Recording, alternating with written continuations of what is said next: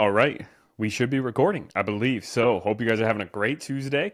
This is, as I'm recording this, this is the Tuesday after I got back from vacation, or my wife and my son and I got back from vacation. And so, we spent a week in Punta Cana, and it was a ton of fun.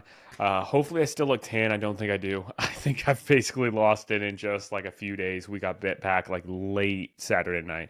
Um, but it was a great time. And I wanted to come on here and talk about a conversation I was having with a client about just some reflections from vacation. Because we went on vacation. It was a week long, 7 days, Saturday through Saturday. And we stayed at an all inclusive resort. I didn't track my steps. I didn't even take like my step tracker at all with me. I didn't track my food at all. I didn't work out at all. And I perfectly maintained my weight the whole week at like when I was gone. And I had probably two or three alcoholic drinks every day, had dessert for lunch and dinner. Basically, I think for sure every single day. Um, and yeah, I mean, it was a really great trip. Enjoyed myself. Didn't feel deprived at all the whole trip, and I came back the same exact weight, which was awesome. Especially because I just came off of a fat loss phase that was around like 6 or 7 weeks long, where I lost about 7 or 8 ish pounds. And whenever you go into a vacation with a fat loss phase, like just recently before, you always kind of have that thought of like, hey, I hope I don't gain any of this weight back. So it was really nice to implement all those things that I talked about in last week's podcast episode or last week's video, and implement all those things and maintain my weight perfectly. Or I think it was a couple of weeks ago when I filmed that one. But this one isn't going to be like a complete repeat, but it's just going to be some reflections um, off of like the week being done with and coming back and literally maintaining my weight perfectly exactly how I set out to be. And some things that really, really helped that maybe I didn't talk about as much in that other video. But just to kind of recap, like fat loss phase the past few days has been going really well since I came back. Yesterday, got back to hitting, actually, no, Sunday I hit my fat loss range of calories too, and Monday I did. Sunday I didn't quite hit my goal of steps just because we got back at like 1:30 a.m. like early Sunday morning, so basically late Sunday night. So we slept in a ton on Sunday, and it was just getting the groceries, getting everything all just picked up after vacation and picking up the dog to at the boarding place. So got back to hitting my steps yesterday though, and I already hit a new low weigh-in that I've hit in this fat loss phase so far of 196.4, which I started this fat loss phase around like 206, like before vacation. So since like mid-February, the past 2 months, down 10 pounds, which I'm feeling really, really good about. But already, like I said, 2 or 3 days into things, hitting a new low weigh-in, which is really exciting. Obviously, the weight on the scale isn't everything, but when you're doing all the right things and you're measuring all the right things, you know if the weight in the scale is trending down, then it's probably body fat. And based on how my clothes are fitting and how I'm feeling, like I definitely think that's the case. So feel really good about that. And a big motivator for this fat loss phase too, and doing it right now, has been, now that the cat's out of the bag and we made an announcement, is that my wife and I are expecting a new baby August 2025. So just about 3.5 to 4 months from now. So yeah, just really excited. Don't know if it's a boy or girl yet. We're gonna wait to find out, like we did with our son Aiden. So that'll be exciting. We're both hoping for a girl. Brittany, my wife, she really wants a girl. I really want a girl too. We actually both wanted a girl first, as our first child. But like as we had Aiden and had a son, I realized how fun it is to have a son. So like, um, but we both want at least one of each with the kids that we plan to have. So it would be nice to have a daughter next. So we don't have to worry about potentially having all boys or something like that. So. But super excited. But that has been one motivator for me for doing this fat loss phase is I just really want to get in the best shape that I can before this new baby comes, right? Because obviously newborn stage, having a new baby, it's always a little bit of a challenge. And like you're sleep deprived, hunger is a little bit higher. you're going for more convenient foods. I didn't want to have to worry about being in a fat loss phase at that time of year. So I really want to lose as much body fat as what I want to lose before this baby comes. So then when the baby comes, I can cruise into maintenance and just kind of maintain my weight from there. And I had spent the past like 1 or 2 years after Aiden has been born. I spent probably the first year after he was born actually getting a little bit leaner, losing roughly 20-ish pounds. And then I spent the next year after that, now that he's 2.5, focusing on powerlifting, gaining a little bit of weight back to try to put on some muscle. So now I'm like, I achieved this 600-pound deadlift in my last powerlifting meet this year, which was like a big goal of mine since I had previously missed it at my last meet like 3 years ago. So now that I kind of got that monkey off my back, I'm like, okay, I'm still training in a powerlifting style because that's just kind of what I like to do, a combination of powerlifting and like just more general hypertrophy or muscle building training. But it's not as big of a goal for me right now to like maximize my absolute strength. I really want to get to a really healthy, comfortable body fat level, body weight level, and then just build my strength back up from there.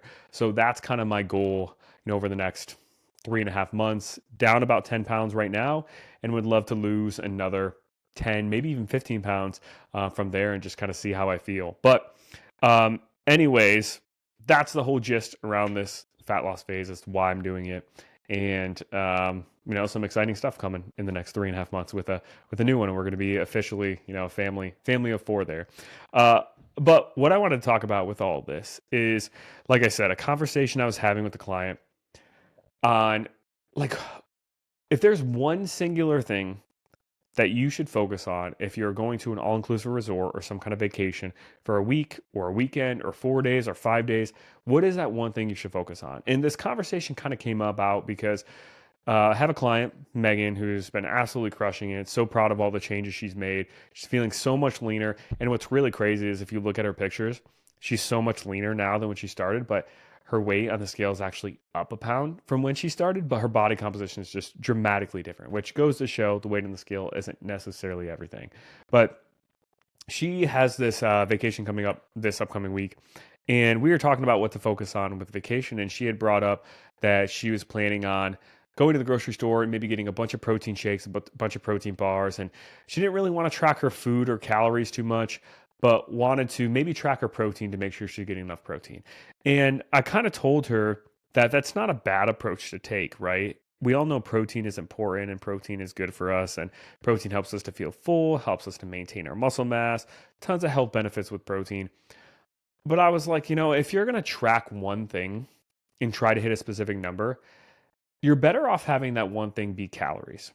And I think a lot of times people go into trips or go into vacations or this or that, and they're like, been told all these messages of how important protein is, and are like, well, maybe I'm not going to track my calories or hit my specific calorie range or be perfect with my nutrition, but I'm at least going to hit my protein goal. But when it comes to our body composition, especially in the short term, when we're thinking about just a week or a weekend or 4 days or 5 days, calories are the most important thing. Calories are more important than protein when it comes to maintaining your body fat level over a span of a week. Like I said, she's lost a lot of body fat in her recent fat loss phase, and we're just trying to maintain for the next week when she's on vacation and have a little bit of leniency with her food choices. Maybe have a couple of drinks a day, kind of like how I did on my vacation, but still maintain her body fat level. And focusing on protein isn't a bad thing, but if you're like chugging down these protein shakes while also on top of that having a couple of extra drinks of alcohol that you don't normally have, maybe having some extra donuts or some other extra calories from those types of things, desserts that you don't typically have, and then you're trying to force yourself to have this extra protein, you might end up going over your calories, like your maintenance calorie level then. And you might end up eating more calories than what your body burns because you're trying to force these protein calories while at the same time having some extra calories that you wouldn't normally consume in your diet from like those other things that I mentioned, desserts and alcohol. And when you do that, then you put your body in a calorie surplus. So let's say you're burning 2,000 calories per day, but because you're force feeding yourself with protein while also having these other sources of calories, you might end up having 2,300 calories per day but you're hitting your protein, but you're eating 300 calories more. And if you're doing that, because calories are the most important aspect in the short term, especially when it comes to body composition, you are putting your body in a state to where even if you're hitting your protein goal and think, okay, I'm making a healthy choice or being health conscious by doing so, you're probably going to gain a little bit of body fat on that trip if you're going over your maintenance calories. Now, obviously, if you're staying within your maintenance calories and hitting your protein, like that's the best of both worlds and that's perfect. But if force feeding yourself protein while also having some extra calories from those other sources you don't typically have pushes you over your maintenance, you're actually better off to just be a little bit low on protein, but stay within your maintenance calories. So maybe you're 30 grams short of your protein requirement that you normally have on a daily basis, but you're able to stay right within your calorie range. That will be better for you in the short term for your body composition than going over your calorie range just because you're force feeding protein. And to go back to my vacation last week, I was probably really short on my protein all week. I typically eat 200 grams ish of protein per day.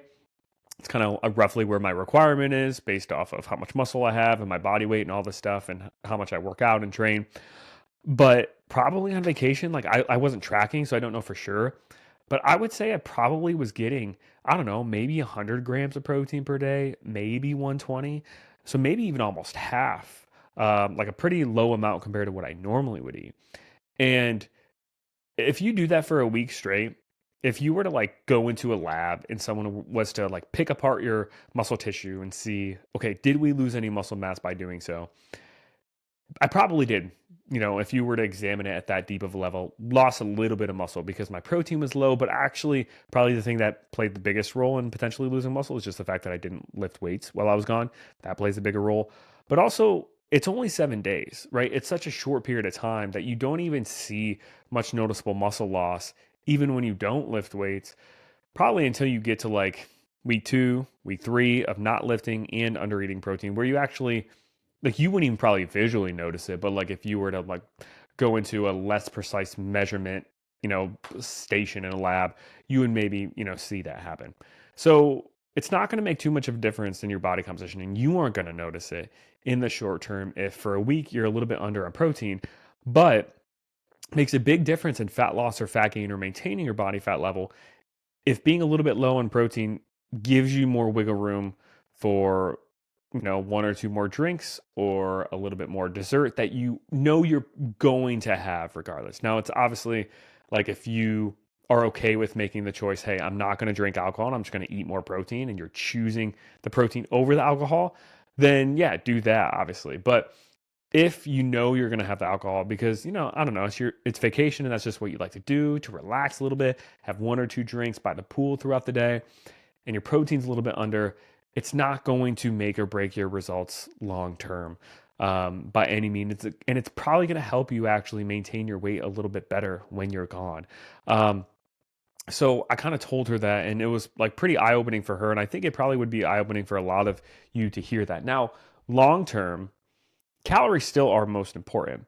But if you're under eating protein for a long extended period of time, then you're probably going to see some like actual noticeable losses in muscle and muscle definition and muscle tone, which is usually what people don't want. People usually, when they sign up for coaching, they want to look more toned, look more lean, and everything like that. But in the short term, when it's a week, a weekend, 4 days, 5 days, like emphasize protein at each meal. Like, don't have meals that are just strictly, okay, a bunch of bread and that's it, or a bunch of pasta and no kind of like actual protein source in there. I'm not saying to do that. Still have a solid protein portion at each meal and emphasize that. But if you're going to track something and be like, I need to hit 130 grams of protein, but I'm not going to pay too much attention to my calories, I'd rather have you pay attention a little bit more to your calories and just let your protein be a little bit low, because then you're at least achieving that calorie balance that's needed for maintaining your body fat level there or body weight in the short term. So hopefully this kind of helped you, on your next trip, next weekend away, or even if it's like a holiday and you're not tracking your food, if you can at least control your portion size, which then indirectly obviously controls the calories you're consuming and your calorie balance, the calories you're eating versus calories you're burning, you're going to do much better when it comes to maintaining your weight, which is why, regardless of whatever food you have in front of you, you still have 100% control over if you maintain your weight or not by just controlling your portion size. Like whether or not you have protein options available to you or not, like you can still maintain your weight and your body fat level in the short term from just making sure your portion size isn't too extreme and you're not overeating on the calories. And this goes back to my vacation too. Like the thing that really helped too with me to maintain my weight is just the portion sizes that they serve you places outside of the US. Like my wife and I were talking about this of just like the desserts that we ordered. You know, I would get like a piece of chocolate cake and it would be the size of like maybe a deck of cards, maybe. And if you were to order a piece of chocolate cake at a restaurant in the US, it would be probably like 4 times that size. And probably the whole dessert would be like 800 calories worth. And even if you like try to implement discipline of, okay, I'm just going to eat half of this or a fourth, you're probably going to end up taking some extra bites and being way too overly full versus, you know, at the resort we were staying at, you know, obviously there were like buffets there, but we didn't really go to the buffets at all. We just stayed at like the restaurant that was nearest to our room, and they would bring in, you know, order like for lunch it'd be soup and then some kind of like little appetizer, which a lot of times would be something like a shrimp ceviche or something like that. And then dinner would be, or not dinner, but like the main course for lunch would be maybe some kind of beef fillet or steak with some kind of vegetable. And then the dessert would be, like I said, some kind of like chocolate cake the size of a deck of cards, or maybe you know, some ice cream. But the portion sizes were all very reasonable, and I think that really also helped me to maintain my weight so well, is because the overall portion size was controlled, and also it was controlled without me even really having to think about it because that's just what they served. But the reason why that ended up being so successful is because even though I was short on protein basically all week and didn't work out and didn't hit my steps, like my calories were still controlled. So at the end of the day, in the short term, calories are king. Obviously, in the long term, when it comes to body composition change, protein is extremely important. Obviously, lifting weights is extremely important, other behaviors and variables too. But in the short term, if you can at least keep those calories where they need to be and not go over, you're going to just do exceptional at maintaining your weight on these types of trips. So hopefully this was helpful. Let me know if it was in the comments, and I'll see you guys in the next one.